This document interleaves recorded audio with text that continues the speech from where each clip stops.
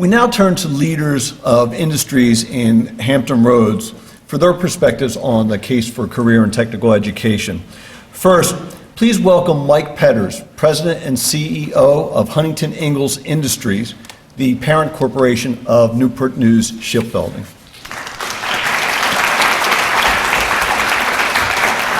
Good morning.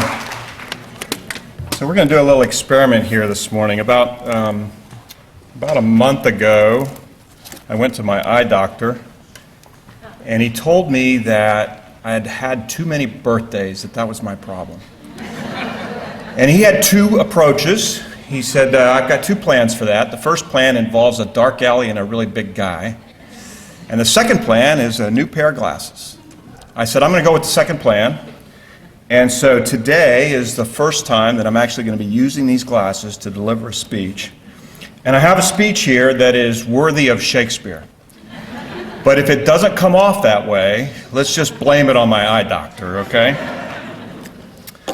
So thanks for being here today. This is a really important conference. Welcome to all of you.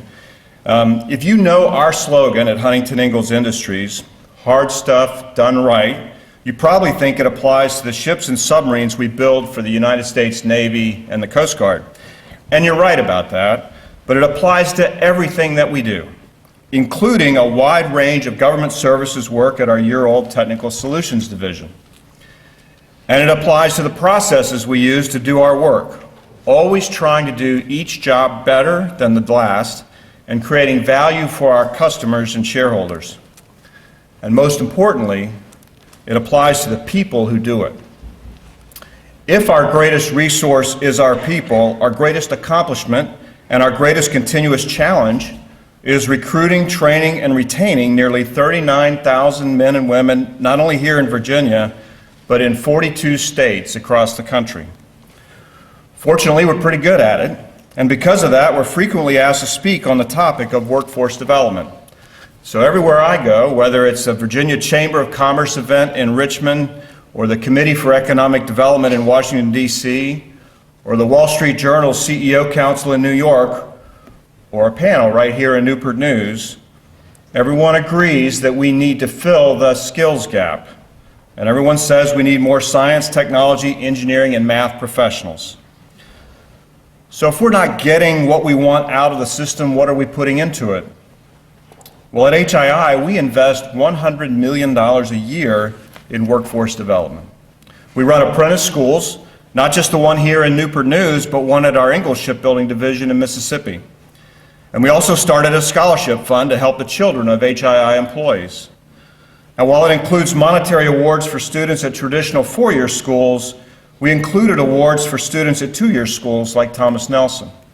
And as a demonstration of our commitment to early education, we also give awards to families with children in pre-K readiness programs. To really fill that skills gap, which most people relate to STEM jobs and careers in technical fields, it does require business, government, and educational systems to all work together. Now, the educational systems actually have a very big role to play, and sometimes I think they might be missing the big picture. So let me pose a question. Who is the customer in education? Is it the parents? Parents certainly have a voice. How about the future employers? As I said, we have nearly 40,000 employees in 42 states. I think we'd like to have a vote. Is it the school or the university? Rankings matter. Well, come with me for a minute and let's think about the possibility that the customer is the student. And that is where everyone should be investing their time and energy to create success. Now that sounds simple, but it's really not. Too often, I hear of someone who wanted to be a doctor or who wanted to study engineering, but that first biology or chemistry or calculus class did them in, and they weren't confident enough to keep going. Did anyone try to help them with their confidence? Did anyone say, hey, it's okay, I took calculus twice, I took statistics twice? Because, ladies and gentlemen, that was me. I took algebra twice. I took trigonometry twice. I took calculus twice. I have a BS in physics, and I went through the Navy's nuclear engineering program. I passed it the first time. I learned it the second time. In my opinions, colleges need to focus more on what success looks like for the student than on what success looks like for the school. So let's take college rankings. The more people you turn away, the higher you're ranked. Now I realize this is an oversimplification, but shouldn't higher education be focused on embracing those that want to learn even if they learn at a different pace, in a different way? As CEO, I'm constantly telling my leadership team to have good people. Now you notice I didn't say hire good people. This is about your mindset as a leader, and maybe your mindset as a teacher and as a school. So let me tell you a story here to illustrate what I mean by that. During my days at the Naval Academy as a student, I was told a story that to me really illustrates the mindset about having good people. So there was this ship at sea during the Vietnam War. Yeah, I'm not old. The stories we were hearing at the Naval Academy were about Vietnam. Whenever General Quarters was called on this ship, the sailors in the Command Information Control Center, the CIC, they would come to their station and they would write all the operational data on plexiglass using grease pencils. You've probably seen that in the movies where the sailors are, it's actually quite a skill because they actually have to write everything backwards so that the folks can actually read the information. Well, on this particular ship, the quartermaster, who's responsible for the CIC and responsible for all of the supplies that are there, he noticed that after every single general quarters was secured, there were no grease pencils left on the stands. So he complained about having to go out and get new grease pencils to the executive officer. Well, ship's XO said, "Why do you have to buy grease pencils?" And he said, "Well, these sailors are coming to CIC and they're doing what they need to do, but then afterwards, they're stealing the grease pencil. These sailors are thieves." Now, how many of you have ever stolen a grease pencil? We're not going to take names down, but how many of you have ever stolen one? How many of you can think of an alternative use for a grease pencil? And yet, the sailors were thieves because they were stealing. Well, the XO actually recognized what was going on here.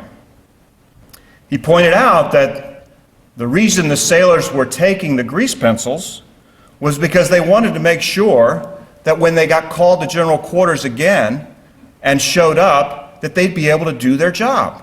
And if there was no grease pencil on the stand, they'd have one in their pocket. So he instructed the quartermaster to go out and buy 10 boxes of grease pencils and ensure they were always on the stand after general quarters was secured.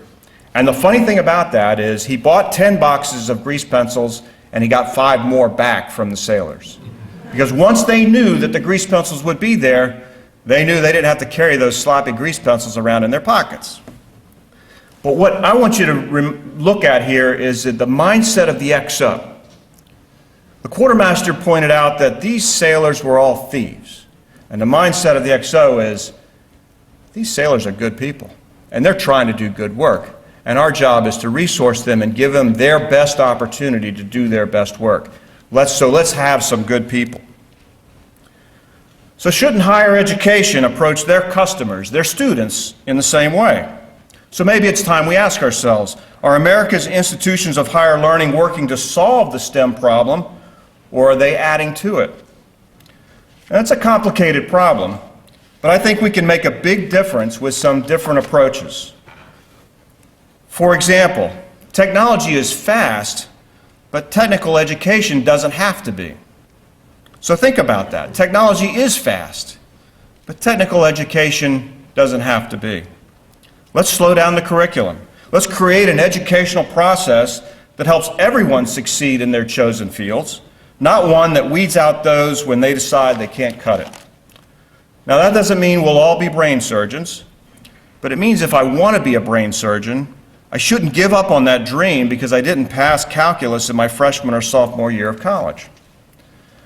We also need to get past the idea that you need to go to a certain school for a certain degree to excel in a certain field. The truth is, what may well be a good engineering school for one student might not be a good engineering school for another student for any number of reasons. Trust me, HII employs more than 5,000 engineers, and they didn't all go to Old Dominion University or Virginia Tech or North Carolina State. Many of them started right here at Thomas Nelson Community College. And you know what? Of those 5,000 engineers, I can guarantee that some of them had to take statistics or thermodynamics or another course twice because they didn't quite get it the first time. And I'm okay with that. If you insist on ranking schools, show me the ones with the highest admission rates and the ones that work the hardest to help most students finish. Honestly, that's probably the community colleges and the service academies. It's the schools with the highest retention rates and the lowest attrition rates. So a personal example. My nephew Leo received an appointment to attend my alma mater, the Naval Academy, a couple of years ago. He told me he was very excited but very nervous, and he was feeling overwhelmed, so he asked me for advice. I could have told him everything, but I said, let's stick to just one or two things. I said, for all the pressure that they put on you, and you're going to feel pressure, what you don't feel is that everyone there really wants you to succeed. So don't be afraid to ask for help. If you ask for help, you'll get it. And not because they will be lowering standards, but because they'll work with you so that you can meet the standards. Now, I'm not saying that everyone who starts at the academy finishes, but everyone who wants to and is willing to do the hard work will get an abundance of help along the way. When I started at the academy, they told us on the first day, they said, look to your left, look to your right. One of the three of you will not graduate. I think that today they graduate over 90% of the folks they admit. I think those years, 35 years ago when I was there, that was a signal that it was a hard school, was that 1/3 of you won't make it. Now I think it's a sign of it's a great school when over 90% of you will make it. There are helpers everywhere. Teachers, family members, friends, mentors, tutors, counselors, bosses, babysitters. They all form a critical support system for the most important element of the pipeline, the students. So Thomas Nelson is helping. Senator Kane's Career and Technical Education Caucus is helping. And as I mentioned earlier, HII is helping. We need to shift our focus to the students to ensure that they are the customers of this system. And we've got to make sure the customer is not only heard, but 100% satisfied. Now, I could go on and on. Education and workforce development are two of my very favorite subjects. But I thought it'd be more interesting if I told some stories about a few people who were helped along the way. When Carol Mick graduated from Phoebus High School, she didn't have the grades or the money to go to a four-year college. She decided to attend Thomas Nelson using a Pell Grant and working part-time as a waitress. She graduated in 2 years and went on to attend the apprentice school at Newport News Shipbuilding. She said, I know that the classes I took at TNCC are what enabled me to get into the apprentice school. I had taken some of the required classes in high school, but I'm pretty sure I didn't have everything I needed. And what I did take, I didn't have the best grades. She was the first woman to graduate from the apprentice school as an outside machinist. So her educational journey did not end there. Almost 20 years into her shipbuilding career, she decided to pursue the bachelor's degree she had always wanted. So she enrolled at Christopher Newport University and studied business. She said her coursework here at Thomas Nelson fulfilled many of the basic classes all students take when they attend a four-year college. It took me 10 years to get that degree, she said, but without TNCC, it would have taken longer. Let me tell you about Carol's career path. When she graduated from the apprentice school, she was promoted to foreman. She progressed to construction supervisor and has worked in the aircraft carrier overhaul and Virginia-class submarine programs and in fleet support. She's currently a construction supervisor working on the overhaul of the submarine USS Columbus. For Wayne Evans and his three siblings, growing up in a single-income, blue-collar home meant traditional college was out of the question. Graduating high school in the Evans household meant getting a job and paying your way, he said. Upon the recommendation of his vocational education teacher, he enrolled at the apprentice school. Getting paid while going to school, he said, what a great opportunity. He performed well enough to join the advanced curriculum track, which included courses taught by Thomas Nelson professors right in the shipyard. He ended up pursuing an associate's degree in mechanical engineering technology. The shipyard helped him, letting him rotate between first and third shifts while he attended classes at night. Thomas Nelson was geared toward the adult learner, he said, while the traditional colleges in the area were catering to the traditional full-time student, mainly on a daytime basis. Wayne was also helped by his family, who instilled in him a great work ethic. His father was a carpenter who never missed a day of work. His uncle was a commercial fisherman who was the first to leave the dock every day and the last to return. And his grandfather on his mother's side was a shipyard welder. Wayne was the first person in his family to earn a degree of any kind. He went on to earn a bachelor's degree from St. Leo University. He currently works as a director of general manufacturing on the aircraft carrier John F. Kennedy. The link between the apprentice school, Thomas Nelson Community College, and St. Leo has helped me obtain my formal education, for which I am truly grateful, he said. Deborah Truman took a much different path, serving in the Navy for 20 years and then enrolling in Thomas Nelson's engineering program. She said she wouldn't have succeeded as an engineer if not for the foundation of key structural engineering principles she learned at Thomas Nelson. I thought the curriculum at TNCC taught me more everyday engineering principles than I learned in my 2 years at the university level.